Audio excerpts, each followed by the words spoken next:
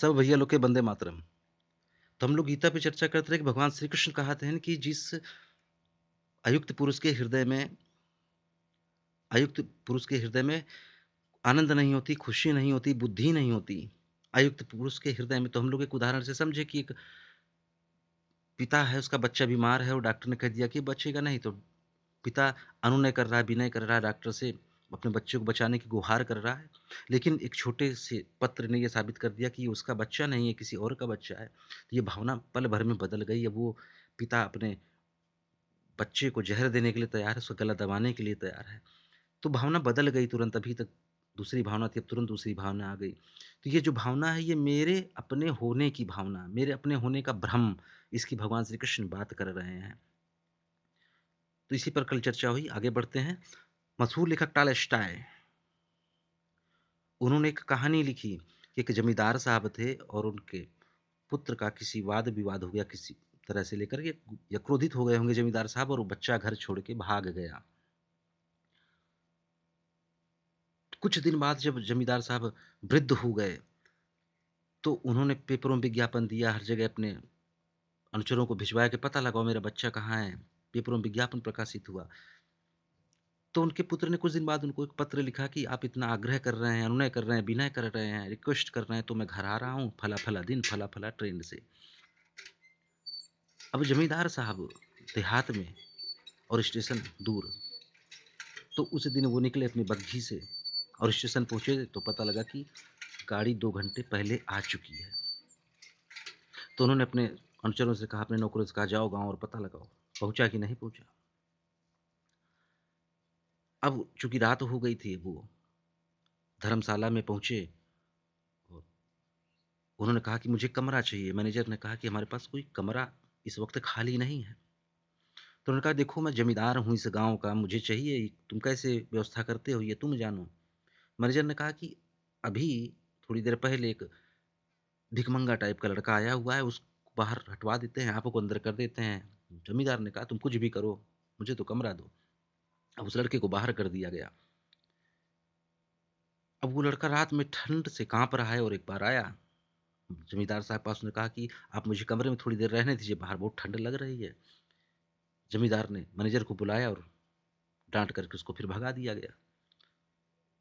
आधी रात फिर वो आया, ज़मींदार साहब पास, उसने कहा, मुझे कमरे में रहने दीजिए, मेरे पेट में बहुत तेज़ दर्द हो रहा है, जो मेरे बर्दाश्त के काबिल नहीं है दर्द, तो मुझे थोड़ी-सी जगह दीजिए, जहाँ मैं ठंड से बच सकूँ। ज़मींदार ने फिर मैनेजर को बुलाया और कहा, देखो उसके पेट में दर्द हो रहा है, ये कुछ गड़बड़ करेगा, इसको उठा के सड़क पर फेंकवाओ। उस बच्चे को उठवाकर सड़क पर फेंकवा दिया गया। सुबह ही वो बच्चा मर चुका था। तो लोगों ने कहा कि भैया ये कौन है? इसका पता लगाओ, इसके बारे में मालूम नहीं, तो उसकी तलाशी ली गई। तो कुछ पेपर के टुकड़े मिले, कुछ पत्र मिले। तो लोगों ने कहा, कि ये तो वही ज़मींदार साहब का पुत्र है जिसको ज़मींदार साहब ढूँढ रहे हैं, जिसकी तलाश कर रहे हैं। अब ज़मींदार साहब अंदर, जब उनको पता लगा मेरा पुत्र, तो उन्होंने छाती पीटना शुरू कर दिया, रोना शुरू कर दिया। सोचिए, तुरंत भावना आ गई। अभी तक कोई भावना नहीं थी, अगर भावना होती तो उसको बाहर बिठाना मुश्किल था। अब उनके अंदर भावना आ गई। अब उस ये जिसको रात में अंदर नहीं आने दिया गया, उसको अंदर ला कर के उसकी साफ-सफाई हो रही, उसको नए वस्त्र पहनाए जा रहे हैं, रोना-पीटना चालू है। अगर ये भावना पहले होती, तो उस बच्चे को बाहर नहीं, कोई नहीं बैठा सकता था। ये भावना नहीं थी, ये केवल अपने होने का भ्रम अब पैदा हो रहा है। तो भावना होती, ये भाव होता भीतर, ये भावना नहीं थी। सवाल ये नहीं कि वो कौन है, सवाल ये है क्या भाव है मेरे अंदर, वो भाव है, वो भावना है मेरे अंदर, उसकी बात। ये तो अपने होने का भ्रम हो रहा है सब कुछ। आप अपने साथ जो कुछ हो रहा है, उसमें आप भावनाशील बन रहे हैं, तो वो महत्व का नहीं कहलाता। भावना, भगवान श्री कृष्ण भावना की बात कर रहे हैं। तो अगर भावना होती, ये भाव होता, तो वो बच्चा बाहर ना बैठता। आज जिस बच्चे को अंदर लाया जा रहा है, नए वस्त्र पहनाए जा रहे हैं, तो बाहर वो ठंडी रात में ना गुज़ारता, उसके पेट में दर्द ना होने पाता। तो टॉलस्टॉय ने जब ये कहानी लिखी, तो उसने कहा कि मेरा आत्म-संस्मरण है, मेरी ऑटोबायोग्राफ़ी है।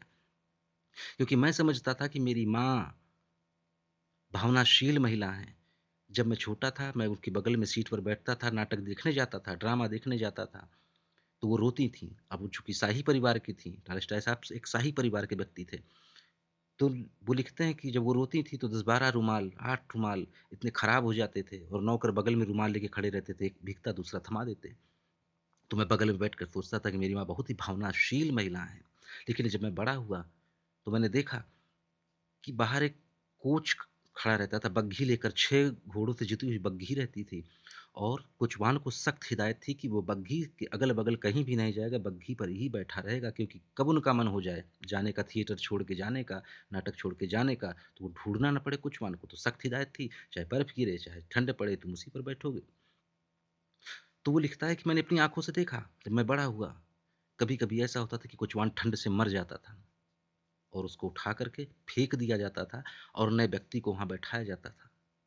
तब मेरी समझ में आया कि मैं जिसे भावना समझता हूँ, वो भावना नहीं है, वो भावना कोई और चीज़ है। मैं भावना समझ नहीं पाया, भावना होती क्या है?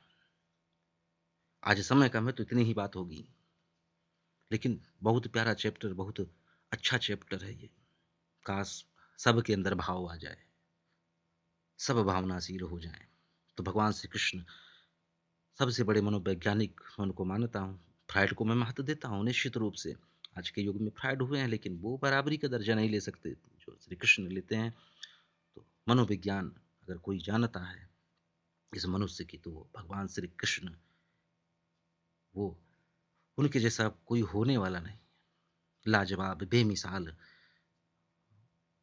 जबकि मेरे आराध्य नहीं है लेकिन मैंने जब से पढ़ा है भगवान श्री कृष्ण अनोखे, कोई शब्द नहीं है उनके लिए मेरे पास, ना हो सकते हैं किसी के पास भी।